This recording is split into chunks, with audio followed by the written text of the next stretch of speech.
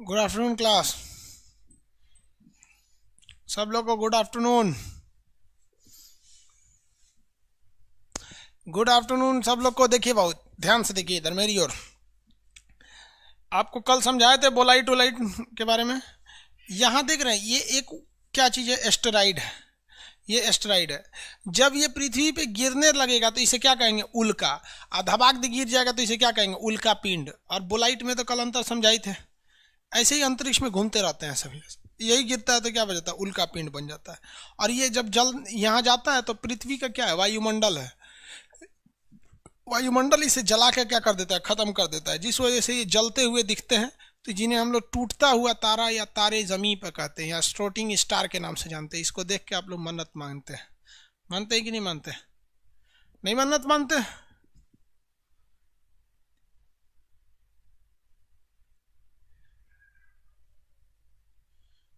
Alien क्या होते हैं सर? तो एलियन दूसरे ग्रह के प्राणी को बोला जाता है। अभी मिला ही नहीं है, ये एलियन मिला ही नहीं है। चलिए यहाँ तक तो हम आपको समझा दिए थे, यानी मेटर एंड मेटेरॉइड बता दिए थे। आगे अब पढ़ाना है। हम आपको बता दिए सौर मंडल। सौर मंडल, इस सौर मंडल में हम आपको बता दिए आपका सूर्य, टोटल सन के बारे में बता दिए जानकारी, कुछ नहीं छुपाए हैं। उसके बारे में हम आपको अलग अलग ग्रहों के बारे में बता दिए हैं, प्लैनेट्स के बारे में। इसके अलावे अगर आप देखेंगे तो हम आपको बता दिए उल्का, उल्का पिंड, बोलाइट वगैरह, उल्का। अब आपको बताना है हमको क्षुद्र ग्रह। क्षुद्र ग्रह भी बढ़ा दिए हैं। क्षुद्र ग्रह क्या होते हैं, ग्रहों के टुकड़े होते हैं, मंगल और बृहस्पति की कक्षा के बीच में घूमते हैं। अब आपको पढ़ाना है धूमकेतु। धूमकेतु, धूमकेतु पढ़ाना है। इसको हम लोग कहते हैं कॉमेट्स। धूमकेतु पढ़ाना है, कॉमेट। कॉमेट पढ़ाने के बाद फिर आपको मून के बारे में पढ़ाना है और चंद्रमा के बारे में, अर्थ के बारे में। चंद्रमा और अर्थ के बारे में उसके बाद नीचे उतर जाएंगे। तो अभी मेन हम आपको क्या पढ़ाने जा रहे हैं, धूमकेतु पढ़ाने जा रहे हैं। इस सब में कोई प्रॉब्लम है तो बोलिए। अभी आपको बचा हुआ क्या है, तो पृथ्वी बची हुई है और मून बचा हुआ है। इसलिए आप इससे क्वेश्चन अभी नहीं पूछेंगे, क्योंकि पढ़ाई ही नहीं है तो पूछेंगे क्या चीज़। हम अभी जा रहे हैं आपको धूमकेतु पढ़ाने। ऊपर में दिक्कत है तो पूछिए। पीडीएफ धुंधला दिख रहा है आप लोग को, तो पीडीएफ को धुंधला दिख रहा है तो हम उस पीडीएफ को दूसरा करेंगे। तब जिनको ठीक दिख रहा है ठीक है, नहीं तो दूसरा डाल देंगे, नो प्रॉब्लम। एगो पूछ रहा है सर ज्योतिषवा कब पढ़ाएंगे? ये पकड़वा, चंद्रमा वंद्रमा पढ़ा देंगे तो हाँ ज्योतिष छूट गया है। ओहो, एकदम पगलाइल है सर, ज्योतिष कैसे होता है, एकदम ज्योतिष। इसमें घर बनाने का भी एगो तरीका होता है, निशान कोण, अग्नि कोण, पानी किधर होना चाहिए, जल किधर होना चाहिए, वो सब भी पढ़ेगा लोग। हाँ, शादी का मुहूर्त कैसे देखा जाता है, लड़का का नामकरण, ये सब पढ़ाएंगे तो फिर ज़्यादा हो जाएगा। लेकिन मेन मेन चीज़ ज्योतिष में पढ़ा देंगे आपको, सब पढ़ेगा लोग। चलिए बाबू, अब हम आपको कॉमेट शुरू कर देते हैं। देखिए कॉमेट क्या होता है, ये एक के चीजवा का नाम है कॉमेट। इसको कई नाम से जाना जाता है। पहले तो इसको इंग्लिश में कहते हैं कॉमेट्स, इसीलिए इंग्लिश वाला विद्यार्थी आगे निकल जाता है, क्योंकि वो एक ही चीज पढ़ता है कॉमेट। हिंदी मीडियम वाला 5 गो नाम रख ले ऐसे।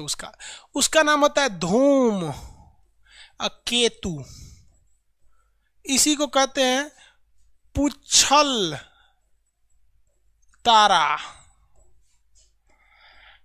कोनो एगो चीज का ये 2 गो नाम जरूर रखेगा। जैसे इंग्लिश मीडियम वाला कहता है हार्ट, ई ससुरा हिंदी मीडियम वाला उसको कहता है दिल, फिर कहता है उसको हृदय। हृदय हिंदी मीडियम, इंग्लिश मीडियम वाला ब्रेन कहता है, हिंदी मीडियम दिमाग, मस्तिष्क, खोपड़िया। देखो कॉमेट होता क्या है, यहां नाम से समझिए ध्यान से। केतु का मतलब होता है तारा, जैसे राहु केतु सुने हैं ना, तो केतु का मतलब होता है तारा। केतु मतलब क्या होता है, तारा। तो इसके पीछे में भी लगा हुआ है तारा और इसके पीछे भी लगा हुआ है तारा, लेकिन 2 चीजें अलग है। इसमें लगा हुआ है पुच्छल, इसमें लगा है धूम। देखिए एस्टेरॉइड जब बनते हैं ना, जब भी ग्रह टूटते हैं तो ग्रहों के टूटने से आपको पता है कि एक एस्टेरॉइड बेल्ट बन जाता है। एस्टेरॉइड बेल्ट कहाँ कहाँ पे है, तो आपको पता है मंगल और बृहस्पति की कक्षा के बीच में एस्टेरॉइड। लेकिन कभी कभी क्या होता है कि ये जो टूटते हैं तारे वगैरह, तो ये टूटने से ना कई जगह एक ही जगह ऐसे इकट्ठा हो जाते हैं, एक ही जगह क्या होते हैं, टूट कर इकट्ठा हो जाते हैं, एक जगह से टूट के क्या हो जाएंगे, इकट्ठा हो जाएंगे।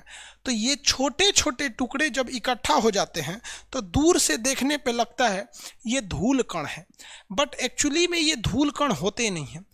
ग्रहों का टुकड़ा बड़े साइज का हो जाता है तो उन्हें क्षुद्र ग्रह कहते हैं, उससे छोटा छोटा हो जाता है तो वो धूल के जैसे एक जगह रह जाता है।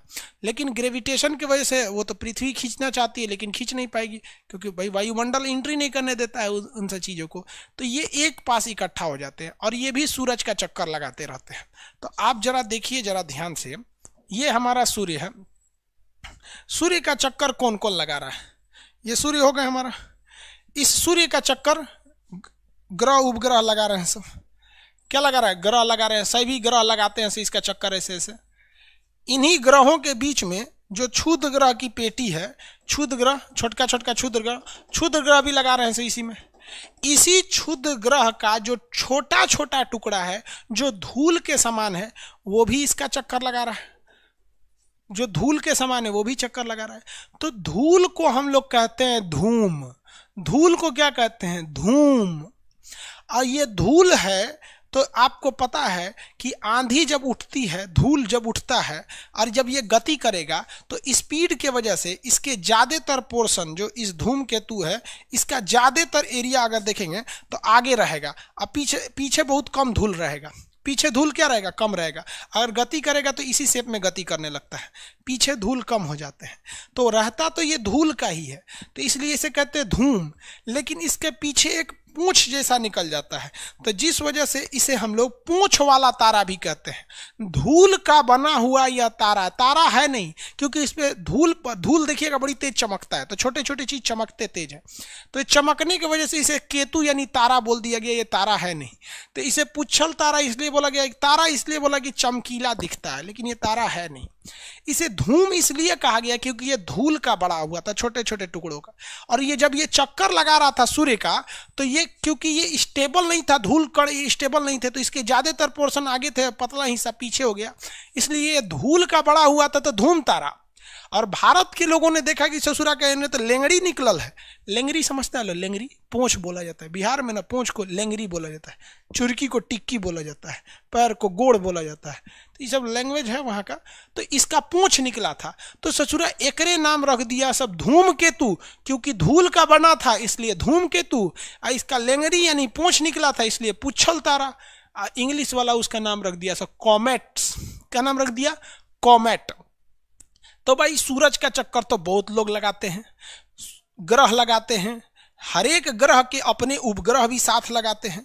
ग्रहों के टुकड़े यानी क्षुद्र ग्रह लगाते हैं, क्षुद्र ग्रह के भी टुकड़े जो होते हैं छोटे छोटे हो जाते हैं, एस्टेरॉइड जो होता है वो क्या होते हैं, जो टुकड़े हो गए धूल की जैसे छोटे छोटे बच गए इतनी इतनी, तो वो धूम केतु कहलाते हैं, धूल की तरह होते हैं। सूर्य की किरणें, ये केतु यानी तारा क्यों कहते हैं, केतु का मतलब होता है तारा। तारा क्यों कहते हैं, क्योंकि इसमें चमक होती है, धूल कण में तो वैसे भी चमक होती है लेकिन इसके अंदर हीट लाइट नहीं होता है, इसलिए इसे तारा नाम दे दिया गया, तारा है नहीं। तो धूम केतु क्यों कहें और पुच्छल तारा क्यों कहें, धूल का बना था, चमकीला था, तो चमकीला था तो तारा, और धूल का बना था तो धूम केतु। पूंछ निकला था इसलिए पूंछ वाला तारा चमक रहा था, तो पुच्छल तारा हो गया। इसी को क्या कहते हैं, कॉमेट्स कहते हैं। कॉमेट क्या कहेंगे, कॉमेट कहते हैं। आप देखिए इसको, यही दिख रहा है ये। आप कहेंगे कि सर ये तो टूटता हुआ तारा है, नहीं, टूटता हुआ तारा जो होता है वो कैसे होता है, देखिए टूटता हुआ तारा ऐसे टूट के खत्म हो जाता है, टूट के क्या हो जाता है, खत्म हो जाता है ये जाके, लेकिन ये खत्म नहीं होता है, ये घूमते रहता है, घूमते रहता है, क्योंकि सूर्य की किरणें इसमें पड़ती है ना, तो इसके धूल कण चमकने लगते हैं, इसलिए इसे क्या कहते हैं, धूमकेतु कहते हैं, धूमकेतु। अब एक बच्चा वाला क्वेश्चन पूछता है कि सर इसका ना वो इसका पूंछ किधर की ओर रहता है, तो आप बताओ ना भाई, दुनिया में ऐसा कोई चीज है जिसका पूंछ आगे की ओर रहता है, सबका पूंछ पीछे रहता है, तो कहता है इसका पूंछ किधर रहता है, तो अपोजिट डायरेक्शन ऑफ सन, सूरज के विपरीत दिशा में इसका पूंछ रहता है, क्योंकि चक्कर ऐसे लगा रहा है तो पूंछिया बाहर ना रहेगा, ये पूंछिया बाहर रहेगा तो सूर्य से देखेंगे तो बाहर की ओर पूंछ रहता है, तो इसका जो पूंछ होता है वो सूर्य से बाहर की ओर होता है। सबसे करीबी धूमकेतु देखिए, बहुत सारे धूमकेतु घूमते रहते हैं सब, जिसकी कोई कमी नहीं है, क्योंकि टुकड़ों की कोई कमी है अंतरिक्ष में, बहुत सारे घूमते रहते हैं। हमारा सबसे करीबी जो घूमता है हेली नामक धूमकेतु, हेली धूमकेतु। अब वो धूमकेतु पृथ्वी से बहुत दूर है, वो चक्कर लगाता है, एक चक्कर लगाता है 76 वर्ष पर। कितने वर्ष पर? 76 वर्ष पर। तो सबसे फेमस जो धूमकेतु है वो क्या है? हेली नामक।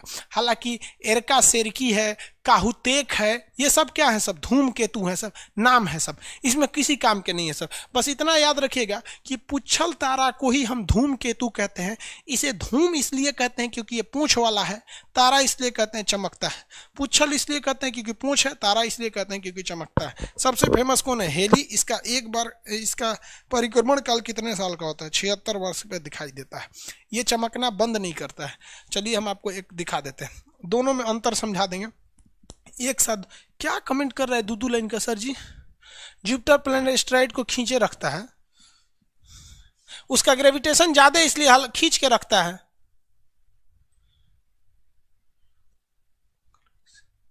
मंगल कैसे बुला लेता है? देखो वो कह रहा है कि सर जुपिटर जब खींच के रखता है तो मंगल कैसे बुला लेता है? आपका अपना दिमाग काम नहीं करता है। ये मंगल ग्रह है, आइए बृहस्पति है, ये बृहस्पति ग्रह, ठीक है। अब इनका कहना है कि वो खींच के रखता है तो ये बुला कैसे लेता है? देख बबुआ कैसे बुला लेता है। ये क्या है सब? ये क्षुद्र ग्रह है सब। तो भाई आप एक बात बताओ, देखो बबुआ जी पूछ रहे थे, मोहित यादव जी, देखो यादव जी देखिए इधर, आई कौन ग्रह? आई ग्रह है बृहस्पति। कौन ग्रह है? बृहस्पति। आई मंगल। तो आई बृहस्पति का पावर इतने ऊर्जा न रहेगा। जौन क्षुद्र ग्रह हुआ हे पट्टी है उसको तो घींचिए लेगा, ये पट्टी वाला ना नहीं खींच पाएगा, इधर वाला तो खींचिए लेता है, अपनी ओर तो खींच लेता है क्योंकि ये इससे करीब पड़ जाता है, उससे करीब नहीं पड़ पाता है। कल ये सुतल थे, अच्छा कोई बात नहीं। यादव जी घर पढ़े होंगे तो दिमाग आया होगा कि लगता है खान सर गलत पढ़ा दिए। अच्छी बात है आप क्वेश्चन पूछे। देखो ये टूट कर खत्म हो जाएगा, ये टूट कर खत्म हो जाएगा, जबकि ये टूट कर खत्म नहीं होगा। ये है आपका टूटा हुआ तारा, इसे हम लोग कहते हैं उल्का। उल्का या मेटियोर कहते हैं, गिर गया तो उल्का पिंड। लेकिन ये क्या है? ये कोमेट है। कोमेट यानी ये धूम केतु है, धूम केतु। इसी को क्या कहेंगे? पुच्छल तारा। पुच्छल तारा दो खासियत देखिए, ये हमेशा ऊपर से नीचे आता है, ये हमेशा ऊपर से नीचे आता है क्योंकि ये फ्री फॉल हो रहा है। लेकिन ये इसका कोई डायरेक्शन नहीं, कभी ये ऊपर भी जा सकता है, नीचे भी आ सकता है, सीधे डायरेक्शन भी जा सकता है, पहला, ठीक है। दूसरी देखिएगा, इसका पूंछ जो होता है ना हमेशा पतला होता है और अगला हिस्सा मोटा पूंछ पीछे होता है, जबकि इसमें उल्टा होता है, इसमें पिछला हिस्सा ही चौड़ा हो जाता है, पूंछ वाला चौड़ा हो जाता है। तो ये जो है ये दिखता है, ये 1 सेकेंड में बाद 1 सेकेंड तक दिखता है, खत्म होता है, जबकि ये आपका कंटिन्यू दिखते रहता है। तो ये दोनों में मेन अंतर होता है। ये भी क्षुद्र ग्रह है जो खड़े गिर रहा है, जल के खत्म हो गया। ये क्षुद्र ग्रह के टुकड़े हैं जो धूल का रूप ले लिए हैं, ये गिर नहीं रहे हैं बल्कि चक्कर लगा रहे हैं। जब हमारे करीब आते हैं तो दिखाई दे देते हैं, जैसे सांझ का तारा और भोर का तारा शुक्र दिखाई देते हैं। याद हो गया आप लोग को?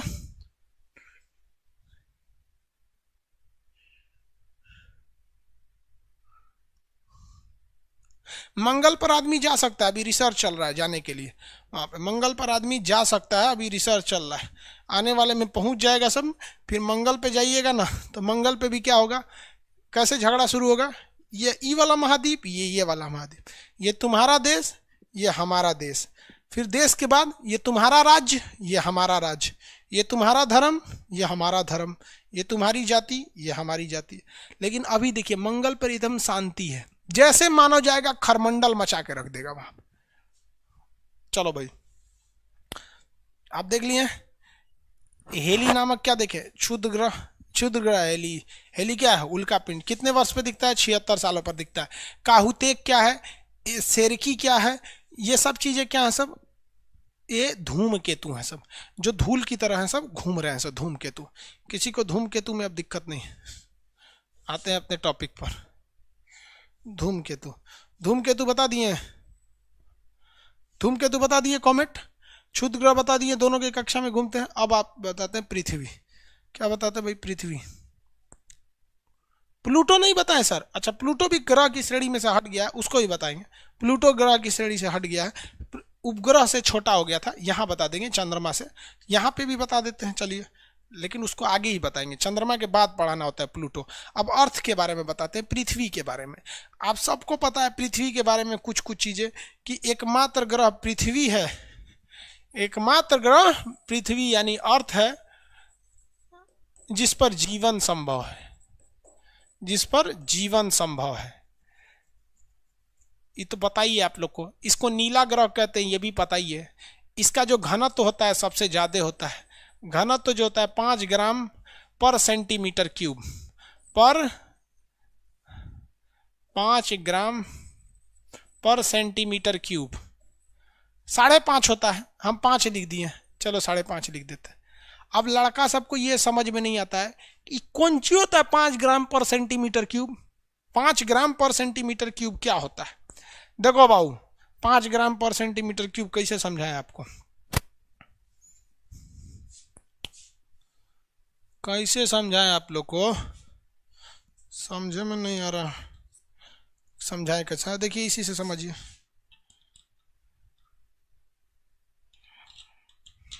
दूसरा समझा देते, कौन चीज से समझाए भाई? हाँ समझिए, एगो डिब्बा है, ये खोखला है, हमको ऐसे ही एगो डिब्बा लेना है। बकलोलवा क्या बोलता है ऐसे? मंगल पर जीवन समय बोलते रहे बाबू जी। ग्रेविटी कहां तक रहती है बाबू? पूरी दुनिया में ग्रेविटी रहती है, ग्रेविटेशन फोर्स कभी खत्म ही नहीं होता है। ग्रेविटेशन फोर्स ऐसा फोर्स है जिसका रेंज है बहुत पूरी दुनिया में। यहां देखिए घनत्व तो कैसे निकाला जाता है, घनत्व 5.5 ग्राम पर सेंटीमीटर क्यूब। एक ऐसा डिब्बा लेना है आप लोग को जिसकी लंबाई 1 सेंटीमीटर हो, चौड़ाई 1 सेंटीमीटर हो और ऊंचाई 1 सेंटीमीटर हो। ये 1 सेंटीमीटर का तो है नहीं, देखो भाई ध्यान से समझना। एक ऐसा डिब्बा लेना है आपको जिसकी लंबाई भी 1 सेंटीमीटर, चौड़ाई भी 1 सेंटीमीटर और इसकी गहराई भी 1 सेंटीमीटर। समझ में आ गया कि नहीं आ गया? तो 1 सेंटीमीटर लंबाई, 1 सेंटीमीटर लंबाई, 1 सेंटीमीटर चौड़ाई और 1 सेंटीमीटर गहराई। तो एक एक एक का गुणा करेंगे तो एक के रह जाएगा centimetre centimetre centimetre centimetre cube, यानी 1 सेंटीमीटर क्यूब। तो इसी को कहते हैं सेंटीमीटर क्यूब। ऐसा डिब्बा रखिएगा और उसमें पृथ्वी से उठा के मट्टी रखिएगा। क्या रखिएगा? मट्टी रखिएगा। उसका भार देखेंगे 5.5 ग्राम आएगा। कितना ग्राम आएगा? 5.5 ग्राम आएगा। इसी को कहा जाता है घनत्व। यानी 1 सेंटीमीटर क्यूब के आयतन में कोई चीज कितना ग्राम आती है उसी को कहते हैं घनत्व। समझ में आ गया कि नहीं आ गया? किसी को कोई दिक्कत नहीं? पता नहीं समझा सबकी नहीं। घनत्व समझ में आ गया कि 1 सेंटीमीटर लंबा, 1 सेंटीमीटर चौड़ा और 1 सेंटीमीटर गहरा कोनो गढ़ा में, कोनो डिब्बा में, कोनो बर्तन में, ढक्कन में अगर आप पृथ्वी से उठा के कहीं से भी मट्टी उठा के रखेंगे तो उसका भार लगभग 5.5 ग्राम आता है। इसी को कहा जाता है घनत्व। समझ में आ गया? पृथ्वी का घनत्व। किसी चीज का घनत्व निकालिएगा। अब एक बात बताते हैं हम आपको, निकालिए तो। किसी चीज का घनत्व 20 ग्राम है, 20 ग्राम पर सेंटीमीटर क्यूब है। मतलब 1 सेंटीमीटर क्यूब लंबा चौड़ा करके निकालिएगा तो उसमें कितना ग्राम आएगा? 20 ग्राम। हाँ समझ गया सर।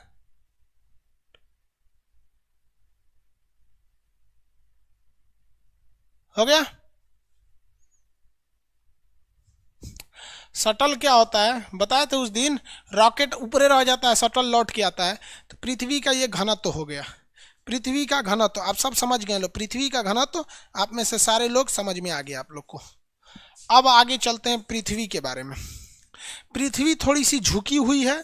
पृथ्वी क्या है भाई? थोड़ी सी झुकी हुई है।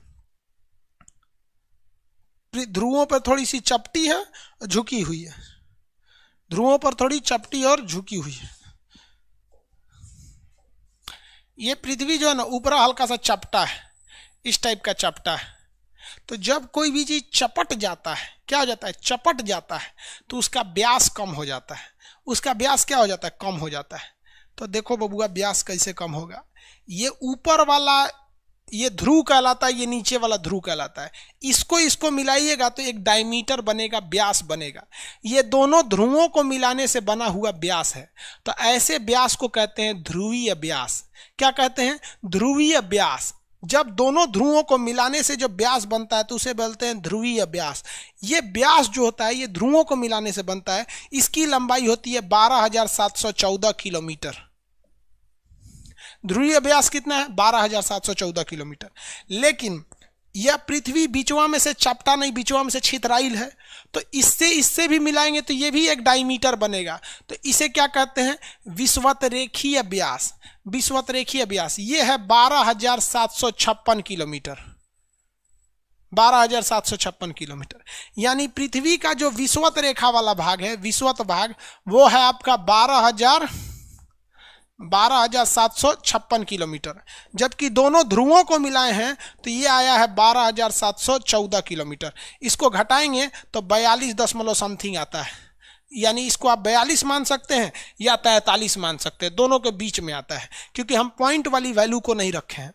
तो पृथ्वी ऊपर से चपटा है, तो दोनों चपटका को मिलाएंगे तो उसे कहते हैं ध्रुवीय व्यास। अब बीचवा में छितराइल है तो यहाँ पे, तो ये क्वेश्चन 10 बार पूछ चुका है कि ध्रुवीय व्यास और विषुवतरेखीय व्यास में कितने किलोमीटर का अंतर है। तो 42 रहेगा तो दीजिए, या तो 43 दीजिए। बाकी के ऑप्शन में बहुत ज़्यादा का डिफरेंस रहता है, कोई 52 देगा, कोई 35 देगा। ये एक्यूरेट होता है 42.3। तो अब कभी कभी से पूरा 42 दे देता है, कभी कभी 43 दे देता है। तो ध्रुवीय व्यास और विषुवतरेखीय व्यास में अंतर समझ में आ गया आप लोग को।